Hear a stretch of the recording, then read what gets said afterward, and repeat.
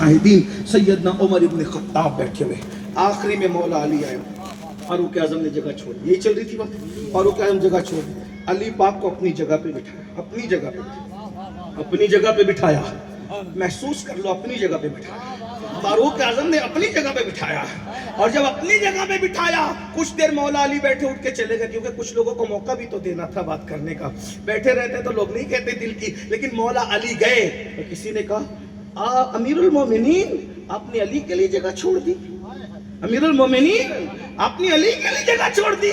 फारूक आजम ने कहा क्यों ना छोड़ो, वो मेरा भी मौला है, तेरा भी मौला है, सारे मोमिनों का मौला है। नारे तकबीर, नारे रिसालत, नारे हैदरी, नारे हैदरी। सुभान अल्लाह। अपने मौला के लिए जगह ना छोड़ो। यहाँ हमारा अकीदा मौला से मुराद महबूब है, क्योंकि हमारे नबी ने कहा जिस जिसका मैं महबूब हूँ उसका अली महबूब है, और जिसका अली महबूब नहीं फिर उसका ईमान ही नहीं है। जो अली को महबूब ना बना उसका ईमान ही नहीं। तो फारूक आजम कहते हैं भाई मेरा भी मौला है। फारूक आजम कह रहे हैं मेरा मौला है, हाँ मेरा मौला। जब हम कहते हैं ना अली को मेरा मौला है, तो हम मौलवी से डर के नहीं कहते, हमारे फारूक आजम की सुन्नत पे अमल करते हैं। सुभान अल्लाह, सुभान अल्लाह। सहाबा के तरीक पर हैं, मेरा मौला है, सारे मोमिनों का मौला है। तो बात कब एंड पे जाती है, ये अर्ज कर रहा था कि जिनको राजी करने से हुजूर राजी होते हैं, ठीक, और हुजूर को राजी करने से अल्लाह राजी होता है, ठीक, और जिनसे अल्लाह राजी होता है फिर वो अल्लाह की रजा जन्नत से बड़ी चीज़ है। अब हम लोग, बात तो मुझे बहुत सी करनी थी इश्क अहले बैत पर, लेकिन बात बहुत दूर दूर निकलती चली गई। अब अल्लाह तौफीक देगा तो कहीं करेंगे, लेकिन बात 5 मिनट में समेटते हुए कहूँ, जब अहले बैत की रजा से हुजूर की रजा, हुजूर की रजा से अल्लाह की रजा, तो अब बताओ क्या हम अहले बैत को राजी कर रहे हैं? ये मसला है।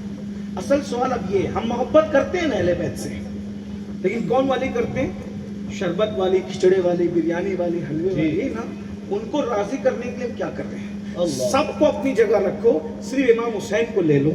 इमाम हुसैन ने इतनी बड़ी करबला की जंग, मदीने मुनव्वरा का आराम छोड़कर करबला के रेगजारों तक आए, बेटे को शहीद होते देखा, नन्हे से अली असगर को शहीद होते देखा, इमाम कासिम की लाश पे घोड़े दौड़े, गाजी अब्बास बादशाह के बाजू कट गए। ये सब किस लिए किया? शरीयत की हिफाजत की। अब अगर हम शरीयत की हिफाजत नहीं करेंगे तो बोलो इमाम हुसैन खुश होंगे कि नाराज होंगे? नाराज। बोलो भाई, बस इतनी सी बात है, इमाम हुसैन खुश होंगे कि नाराज होंगे? शरीयत की हिफाजत नहीं करोगे तो इमाम हुसैन खुश होंगे कि नाराज होंगे? इमाम हुसैन नाराज, हुजूर नाराज, हुजूर नाराज, अल्लाह नाराज, अल्लाह नाराज, उसका ठिकाना। अब बताओ शरीयत पे कितना अमल कर रहे हो? कोई लंबी चौड़ी नहीं करना है, बार बार सब उन्वान पे तकरीर कर चुका हूँ। सिर्फ 2 मिनट में पूछना चाहता हूँ, अपने मन में डूब के पूछो, शरीयत कहाँ है हमारे घरों में? अल्लाह अकबर। शादी करते वक्त शरीयत है, घर के अंदर बिस्तरों पे शरीयत है, घर की 4 दीवारी में शरीयत है, बेटियों के पर्दे के मामले को लेकर शरीयत है, नमाजों के मामले को लेकर शरीयत पर अमल है, जलसों में हम शरीयत पे अमल कर रहे हैं, मस्जिदों में हम शरीयत पे, कहाँ हम शरीयत पर हैं कहाँ? मस्जिदों में मोबाइल की घंटियां बज रही, जो जाते हैं दुनिया की बातें करते हैं, कब मस्जिदों में हंसते हैं। आका अलैहिस्सलाम की हदीस है, जो मस्जिद में हंसता है उसकी कब्र का अंधेरा बढ़ता है। जो दुनिया की बात मस्जिद में करता है, दुनिया की बात मस्जिद में करना नेकियों को ऐसे खा जाता है जिस तरीके से आग लकड़ी को खा जाता है। अपने लुक में चेक करो, किराना दुकान चलाते हो, मिलावटें करते हो, नौकरियां करते हो, 8 घंटे की नौकरी 6 घंटे में भाग जाते हो, सूद के धंधे कर रहे हो, हराम धंधे कर रहे हो, झूठ बोल के कमा रहे हो, धोखा दे के कमा रहे हो, कर्जा लेते हो तो अदा नहीं करते, जबकि अल्लाह के रसूल फरमाते हैं एक लुकमा हराम का पेट में गया 1000 साल तक जहन्नम में जलाए जाओगे। एक लुकमा, डर नहीं लगता? हुजूर ने फरमाया। हुजूर की जब हर बात मानते हो, ये क्यों नहीं मानते? क्यों नहीं मानते हुजूर की ये बात? इसका मतलब यही है मुनाफिकों की तरह करोगे, मीठा मीठा हाफ हाफ, कड़वा कड़वा थू थू, बोलो ऐसा होगा? बा मुसलमान अल्लाह अल्लाह बाबा है मन राम राम, यही होगा? नहीं। इमाम हुसैन ने बताया यजीद दुरंगा था, कलमा भी पढ़ता था, शरीयत को कुचल भी रहा था, कलमा भी पढ़ता था, नशे को प्रमोट भी कर रहा था, कलमा भी पढ़ता था, नबी की बेअदबी भी करता, बेअदबी क्या उसने नबी पाक की, حضرت قاضی ثناء اللہ پانی پتی نے اور دیگر بزرگوں نے لکھا، وہ یہ کہتا تھا خبیث بدبخت کہ بنو ہاشم پر کوئی وحی وغیرہ نہیں آئی، انہوں نے تو دنیا جمع کرنے کے لیے ڈھونگ رچایا۔ یہ حضور کی حضور یہ امیر المومنین کہنے والے، یزید کو رحم اللہ کہنے والے، یہ ان کو عقل آنی چاہیے۔ یہ ام المومنین سیدہ عائشہ صدیقہ کو اتنی گندی گالی دی اس نے، میں آپ سے کیا کہوں؟ ارے نہیں کسی کو مانتے، کم سے کم ام المومنین کا لحاظ نہیں تمہیں؟ اس پاپی نے بہت گندی گالی دی تھی ام المومنین کے لیے، کیا آپ سمجھتے ہو؟ تو وہ بندروں کا ناچ دیکھتا تھا، میں نے بار بار کئی جگہ پہ کہا، وہ بندروں کا ناچ دیکھتا تھا، آپ ہیرو کو ننگا ناچتے دیکھ رہے ہیں۔ بولو امام حسین جب بندروں کا ناچ دیکھنے والے سے متفق نہیں ہے تو ہیرو کا ناچ دیکھنے والوں سے امام حسین متفق ہوں۔ کہیں مولا حسین ہم سے ناراض تو نہیں؟ کبھی غور کرو، سوچو، حسین بادشاہ ہم سے ناراض تو نہیں؟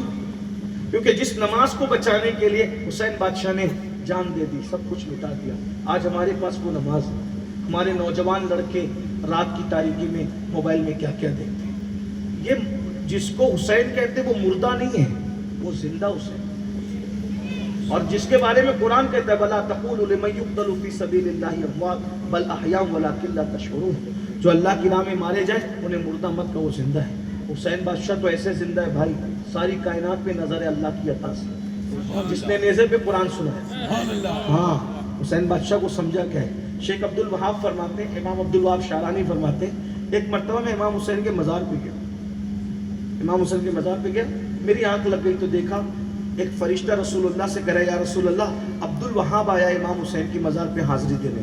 تو سرکار نے فرمایا جو میرے لاڈلے کی مزار پہ آیا نا اس کو کہہ دو کہ میں اس کی شفاعت کروں گا۔ سبحان اللہ سبحان اللہ۔ امام عبد الوہاب شعرانی کہتے ہیں یہ خواب دیکھنے کے بعد میں نے کبھی امام علی مقام کے روضے کی حاضری چھوڑی نہیں، جب تک مجھے موقع ملتا رہا میں بار بار امام کے پاس جاتا۔ سبحان اللہ سبحان اللہ۔ حسین بادشاہ، مجھے ایک بات یاد آ رہی ہے، میں اب کر کے ختم کرتا ہوں۔ مولا حسین ناراض تو نہیں ہم سے، کیونکہ امام حسین اسی سے راضی ہوں گے جو شریعت پہ عمل کرے۔ اب اپنے آپ سے ڈوب کے خود سوچو میرے بھائی، آج تو ہم گناہ کو گناہ بھی نہیں سمجھتے، جھوٹ بولتے ہیں اس کو گناہ نہیں سمجھتے، وعدہ خلافی کرتے ہیں اس کو گناہ نہیں سمجھتے۔ ایک بات آپ کو بتاؤں، ایک جملہ سن لو، اللہ کرے پوری تقریر یاد رہے نہ رہے، یہ جملہ یاد رہے۔ حضرت امام مالک فرماتے ہیں، ابھی ہم لوگ کیا کرتے ہیں، اتنی بار میں درود پڑھتا ہوں، اتنا ذکر کرتا ہوں، اتنا کلمہ پڑھتا ہوں، اتنی نماز، اتنا یہ اتنا یہ اتنا یہ۔ ایک بات آپ کو مشورہ دیتا ہوں، نیکی کرنے پہ محنت کی بجائے گناہ سے بچنے پہ محنت کرو، کیونکہ کروڑوں نیکیاں کرنے سے وہ فائدہ نہیں ہوتا جو ایک گناہ سے، ایک حرام کام سے بچنے پہ ہوتا ہے۔ امام مالک فرماتے ہیں، امام مالک فرماتے ہیں ایک حرام کام سے بچنا میرے نزدیک